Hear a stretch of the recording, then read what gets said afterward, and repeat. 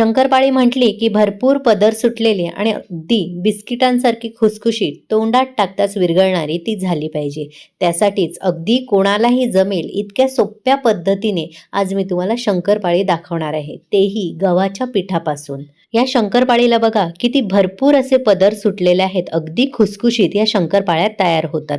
अगदी कोणालाही जमतील एवढ्या सोप्या पद्धतीने आज मी गव्हाच्या पिठापासून शंकरपाळी कशी बनवायची ते दाखवणार आहे. शंकरपाळी म्हटली की बहुतेक लोकांना टेन्शन कसलं येतं ते म्हणजे अचूक प्रमाण नाही झालं तर काही वेळेला शंकरपाळ्या तेलामध्ये विरघळतात किंवा काही वेळेला पदर सुटत नाहीत, तर काही वेळेला खूप तेलकट होतात.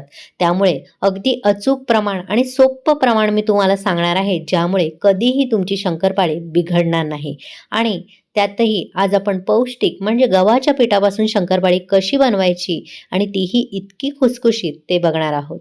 चला तर मग लगेचच सुरुवात करूया आजच्या रेसिपीला. नमस्कार, मी प्रेषिताच किचनमध्ये तुम्हा सर्वांचे पुन्हा एकदा खूप खूप स्वागत करते. शंकरपाळी बनवण्यासाठी सर्वात आधी इथे मी एक पातेले घेतलं आहे आणि एक मेजरमेंट कप घेतला आहे. हा जो 1 कप मेजरमेंटचं माप असतं 250 ml चं, तेच मी इथे घेतलं आहे. तुमच्याकडे मेजरमेंट कप नसेल तर घरातलीच कोणतीही एक वाटी तुम्ही घेऊ शकता.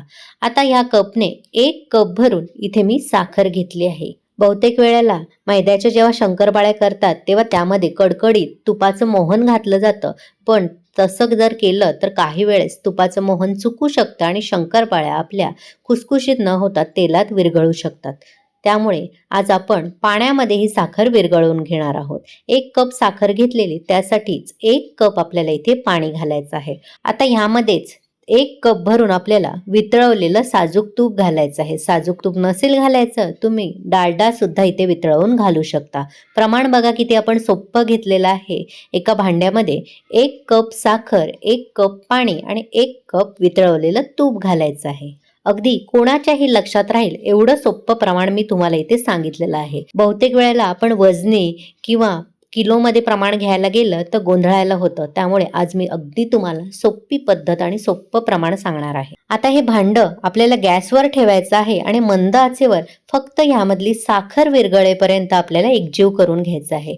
पाण्याला उकळी वगैरे आणायची गरज नाही, फक्त साखर विरघळेपर्यंत आपल्याला हे गरम करून घ्यायचं आहे. इथे बघा पुढच्या काही सेकंदातच अगदी 1 मिनिटामध्ये व्यवस्थित साखर विरघळली जाते. आता लगेचच गॅस बंद करून आपल्याला इथे घ्यायचं आहे. आता इथे मी एक ताट घेतलं आहे आणि त्या ताटामध्ये ज्या कपाने आपण तूप, साखर आणि पाणी मोजून घेतलेलं त्याच कपाने आपल्याला 2 कप एवढं गव्हाचं पीठ घ्यायचं आहे. नेहमीच आपण जे चपातीसाठी वापरतो गव्हाचं पीठ, त्याचाच इथे मी वापर केला आहे.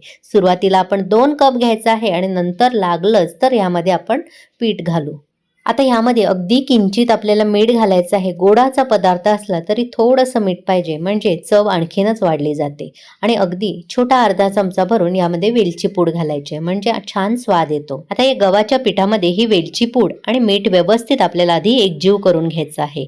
आणि आपण जे तयार केलेलं मिश्रण आहे साखर, पाणी आणि तुपाचं, हे गरम असतानाच थोडं थोडं यामध्ये घालायचं आहे. सुरुवातीला आपण चमच्याने मिक्स करू, कारण मिश्रण फार गरम आहे. आणि त्यानंतर थोडंसं कोमट झालं की हाताने व्यवस्थित मिक्स करून घ्यायचं आहे.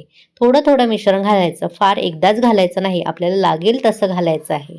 एकदा व्यवस्थित पिठाला हे चोळून झालं की पुन्हा एकदा थोडंसं मिश्रण ह्यामध्ये घालायचं आहे आणि पुन्हा एकदा पीठ चांगलं मळून घ्यायचं आहे. खूप जास्त जोर देऊन आपल्याला पीठ मळायचं नाही, अगदी हलक्या हाताने आपल्याला हे पीठ मळून घ्यायचं आहे. आता इथे मी उरलेलं सर्व मिश्रण असं घातलं आहे आणि पिठाला आपण ह्यामध्ये मुरवून घेऊया.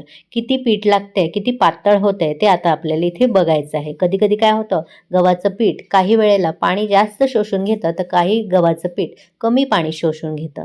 त्यामुळे सगळं मी मिश्रण ह्यामध्ये ओतलं आहे आणि आता हे पीठ थोडंसं पातळ झालं आहे. त्यामुळे आणखीन अर्धा कप भरून यामध्ये मी गव्हाचं पीठ घालणार आहे आणि चांगलं हे एकजीव करून घेणार आहे. म्हणजे आपल्याला एकूण इथे 2.5 कप एवढा गव्हाचं पीठ लागलं आहे. हे बघा इथे गोळा मी व्यवस्थित मळून घेतला आहे. फार आपल्याला घट्ट गोळा मळून घ्यायचा नाही, थोडासा पातळसरच ठेवायचं आहे. कारण जसजसं हे पीठ मुरलं जातं तसं ते पीठ घट्ट व्हायला सुरुवात होते. साखर आणि तुपामुळे हे पीठ घट्ट बनतं. त्यामुळे सुरुवातीला घट्ट न मळता थोडंसं मऊसूत मळायचं आहे. आता हे पीठ झाकून आपल्याला साधारण अर्धा तासासाठी असंच ठेवायचं आहे, म्हणजे छान पीठ मुरलं जाईल. इथे अर्धा तास झाला आहे, पीठ आपलं छान मुरलं गेलं असेल. थोडंसं आपल्याला हे मळून घ्यायचं आहे. पिठाला छान जाळी सुद्धा पडली आहे, म्हणजे आपले शंकरपाळ्यांना छान असे लेयर्स येतील. आता या पिठाचे आपल्याला मोठे असे गोळे करून घ्यायचे आहेत. आता यातला एक गोळा मी घेणार आहे आणि बाकीचे गोळे आपल्याला झाकून ठेवायचे आहेत, म्हणजे पीठ कोरडं पडणार नाही. आता ह्यातला एक गोळा आपल्याला लाटणीने लाटून घ्यायचा आहे. नेहमी आपण जशी पोळी बनवतो त्याच पद्धतीने, पण थोडंसं आपल्याला जाडसर हे लाटून घ्यायचं आहे.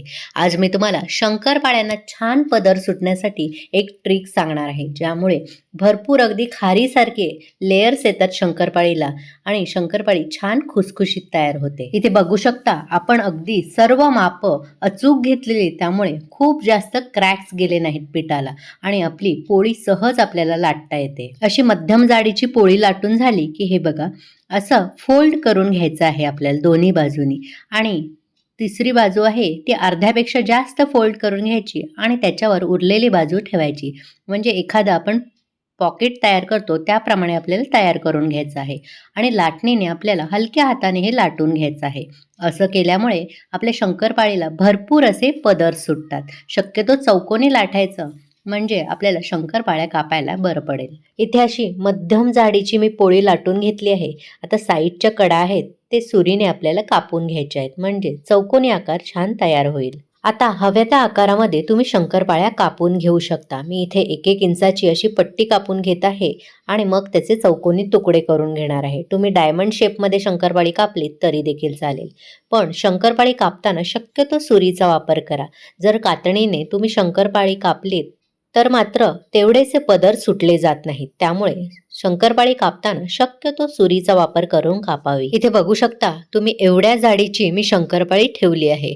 फार जास्त पातळ आपल्याला करायची नाहीये. आता एक एक करून ही शंकरपाळी मी वेगळी करून घेणार आहे आणि अशाच पद्धतीने सर्व पिठाच्या शंकरपाळ्या मी कापून घेणार आहे. आता या शंकरपाळ्या आपण लगेचच तळून घेऊयात. त्यासाठी गॅसवर मी एक कढईमध्ये तेल छान मंद आचेवर गरम करून घेतलंय. तेल आपल्याला फार गरम करायचं नाही. हे बघा, मी पिठाचा गोळा टाकलाय की तो हळूहळू करून वर आला पाहिजे इतकंच आपल्याला तेल गरम करून घ्यायचं आहे. ही एक टीप शंकरपाळी तळताना लक्षात घ्यायची. असं जर तेल असेल तरच आपले शंकरपाळीला छान असे पदर हळूहळू सुटले जातात. आता ह्यामध्ये आपल्याला थोड्याशा शंकरपाळ्या सोडून घ्यायच्या आहेत. फार जास्त शंकरपाळ्या सुद्धा तेलामध्ये सोडायच्या नाहीत, कारण फार जास्त एकदाच शंकरपाळ्या आपल्या तेलामध्ये सोडल्यात तर त्या तळताना सुद्धा अडचणी येईल आणि जास्त सोडल्यामुळे तेलाचं तापमान खूप जास्त कमी होईल आणि शंकरपाळ्या तेलकट होऊ शकतात. त्यामुळे ही छोटीशी टीप सुद्धा शंकरपाळी तळताना लक्षात ठेवायची. आता शंकरपाळी सोडल्यावर लगेचच ह्याला झारा लावायचा नाही.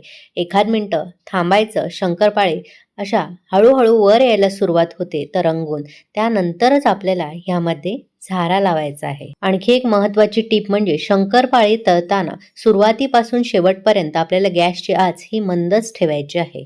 सर्व शंकरपाळ्या अशा तरंगून वर आल्या त्यानंतरच आपल्याला याला असं झाऱ्याने हलवायचं आहे. इथे आता तुम्ही बघू शकता लगेचच ह्याला भरपूर अशी पदर सुटायला सुरुवात झाली आहे.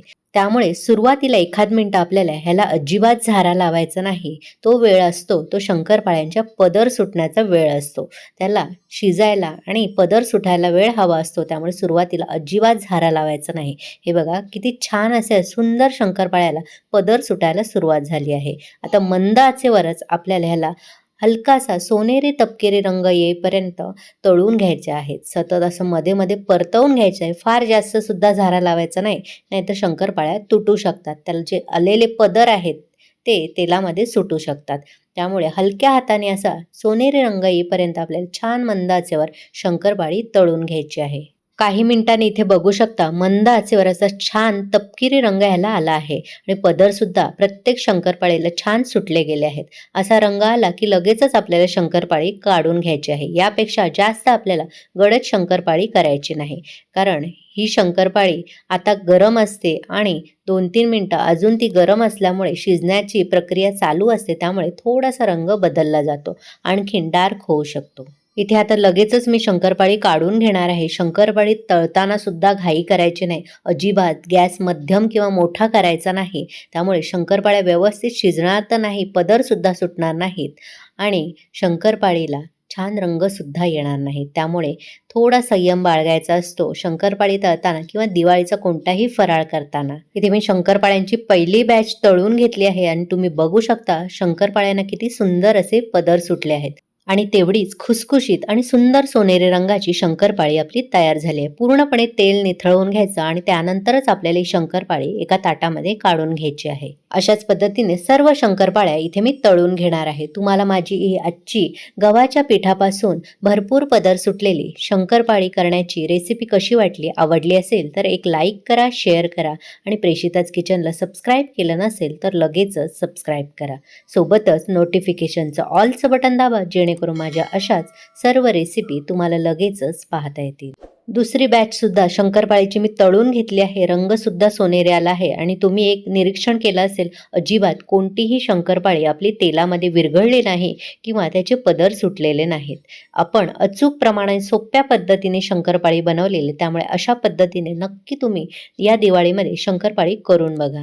इथे मी सर्व शंकरपाळ्या करून घेतल्या आहेत आणि प्रत्येक शंकरपाळीला बघा कसे छान असे पदर सुटले आहेत आणि तोडून सुद्धा दाखवते. आतून बघा किती सुंदर, अगदी खारीसारखे न मोजता येतील एवढे पदर सुटलेले आहेत. तुम्ही सुद्धा करून बघा आणि कशी झाली ती मला कमेंट करून सुद्धा कळवा.